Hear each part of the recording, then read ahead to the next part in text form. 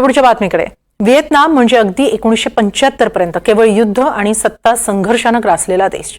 यंदा या देशाच्या स्वातंत्र्याची 50 वर्ष पूर्ण होत आहेत.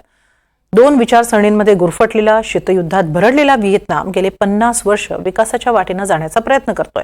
सध्याच्या व्यापार युद्धात तोही महत्त्वाचा देश ठरू शकतो आणि म्हणूनच एक फेरफटका व्हिएतनामच्या इतिहास आणि वर्तमानाचाही. व्हिएतनाम म्हणजे आग्नेय आशियातील एक छोटा मात्र महत्त्वाचा देश. या देशावर 10व्या शतकापर्यंत चीनचं राज्य होतं. तर 19व्या शतकात हा देश फ्रेंच वसाहत झाला. मात्र 19व्या शतकात इतर आशियाई आणि आफ्रिकन वसाहतींप्रमाणे व्हिएतनाममध्ये देखील राष्ट्रीयत्वाची भावना जागृत झाली आणि व्हिएतनामी नागरिकांनी स्वातंत्र्यासाठी जोरदार लढा दिला. मात्र या काळातल्या शीतयुद्धाचे सर्वाधिक चटके जर कोणत्या देशानं अनुभवले असतील तर ते व्हिएतनामनं. देश कम्युनिस्ट आणि भांडवलवादी विचारसरणीप्रमाणे विभागला गेला. 1954 ते 1975 पर्यंत म्हणजेच 21 वर्ष या देशात गृहयुद्ध सुरू होतं आणि तेही अमेरिकन सैन्याच्या उपस्थितीत. मात्र 1975 मध्ये देश पुन्हा एकसंघ झाला आणि आज हा देश स्वातंत्र्याची पुनर्बांधणीची 50 वर्ष साजरी करतोय. गेल्या काही दिवसांपासूनच देशात जल्लोषाचं वातावरण आहे. तर बुधवारी राजधानी हो ची मिन्ह मध्ये शानदार पथसंचलन करण्यात आलं. पूर्वी सायगाव म्हणून ओळखल्या जाणाऱ्या हो ची मिन्ह मध्ये रात्रीपासूनच नागरिकांनी गर्दी केली होती. रात्र तात्पुरत्या तंबूमध्येच घालवली आणि पहाटेपासून पथसंचलन पाहण्यासाठी आपल्या जवानांचा हुरूप वाढवण्यासाठी मोठी गर्दी केली.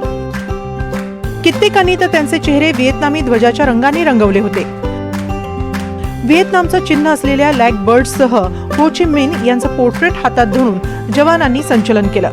यावेळी व्हिएतनामी सैन्यानंतर चिनी, लाओशियन आणि कंबोडियन सैन्यानंही संचलन करून व्हिएतनाम या शेजारी राष्ट्राला स्वातंत्र्य दिनाच्या शुभेच्छा दिल्या. यावेळी काही हवाई कसरतीही पाहायला मिळाल्या. इंडिपेंडन्स पॅलेस पर्यंत हे पथसंचलन झालं. याच ठिकाणी उत्तर व्हिएतनामच्या सैन्यानं पॅलेसच्या दरवाजातून थेट रणगाडा आत घुसवला होता आणि एका मोठ्या युद्धाचा अंत झाला होता.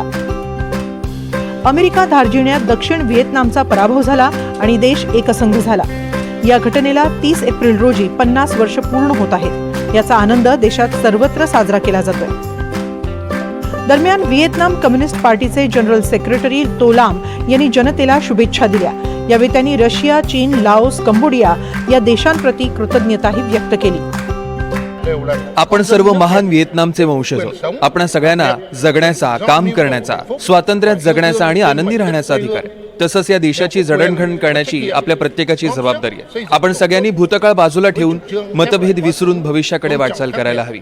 आपला कम्युनिस्ट पक्ष, जनता, सैन्य सगळेच आज शपथ घेऊया की व्हिएतनामला एक शांतताप्रिय, एकतेचं प्रतीक, समृद्ध आणि विकासप्रिय देश करूया.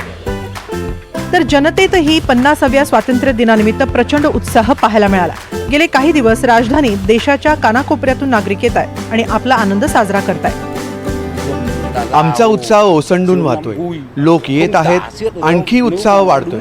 मी खूप खुश आहे. माझ्याकडे तर आमच्या जाबाज सैनिकांसाठी शब्दच उरले नाहीत. ज्या सैनिकांनी त्या दिवशी शौर्य गाजवलं त्यांच्यासाठी सारे कृतज्ञ आहेत. मला तर आठवणीत रमायला आवडतं. मी तेव्हाही खूप खुश होतो, आजही खूप खुश आहे. युद्ध संपलं, आम्ही सर्व एक झालो, विकासासाठी एकत्र आलो. आता शांततेची वेळ आहे. शांतता ही अशी गोष्ट आहे की ती जगातल्या प्रत्येकाला हवी असते. आम्ही ती अनुभवतोय. मला माझ्या देशाचा खूप खूप अभिमान आहे. हा 50वा स्वातंत्र्य दिन म्हणजे शांतता आणि समृद्धीचं प्रतीक आहे. व्हिएतनामच्या कानाकोपऱ्यातच हा आनंद साजरा केला जातोय. हो ची मिन्ह शहरातही सर्वत्र स्वातंत्र्य दिनानिमित्त सजावट करण्यात आली आहे. अनेक चौकांमध्ये आकर्षक सजावट पाहायला मिळते. लोक पारंपरिक वेशभूषा करून दाखल झाले. हातात ध्वज आणि मुखात स्वातंत्र्य गीत असं चित्र सर्वत्रच दिसतंय. जवान आणि नागरिक मिळून सुमारे 1300 जण या आनंद यात्रेत सहभागी झाले. 50 वर्षांपूर्वी ज्याप्रमाणे देश दोन विचारसरणींमध्ये, दोन बाह्य देशांच्या अधिपत्याखाली विभागला गेला होता तसा तो आता राहिलेला नाही. आधुनिक व्हिएतनामच्या नागरिकांना आता इतर जगाप्रमाणेच विकास साध्य करायचा आहे. सध्याच्या टारिफ युद्धातही व्हिएतनाम हा देश महत्त्वाचा आहे. यंदा तर अमेरिका आणि व्हिएतनाममधील राजनैतिक संबंधांचं 30वं वर्षही आहे. 2023 मध्येच व्हिएतनामनं अमेरिकेसह संबंध नव्यानं प्रस्थापित केले होते. त्याचवेळी चीन आणि रशियासह देखील व्हिएतनामनं सौहार्दाचे संबंध जपले. अलीकडेच ट्रम्प यांनी व्हिएतनामवर टॅरिफ लावलाय, तसंच अमेरिकन निधीही स्थगित झालाय. अशात व्हिएतनाम पुढेही इतर देशांप्रमाणे काही आर्थिक आव्हानं उभी आहेत. त्यांचा चीनसह असलेला व्यापार लक्षात घेता व्हिएतनाम अमेरिकेच्या लिस्टमध्ये आहेच. मात्र चीननंही आपल्या या मित्र राष्ट्राकडे दुर्लक्ष केलं नाही. काही दिवसांपूर्वीच चीनचे राष्ट्राध्यक्ष शी जिनपिंग यांनी कंबोडिया, मलेशियासह व्हिएतनामचाही दौरा केला आणि संबंध नव्यानं दृढ केले. त्यामुळे अमेरिका चीन यांच्यातल्या व्यापार युद्धात व्हिएतनामही इतर आशियाई देशांप्रमाणे महत्त्वाचा ठरणार आहे.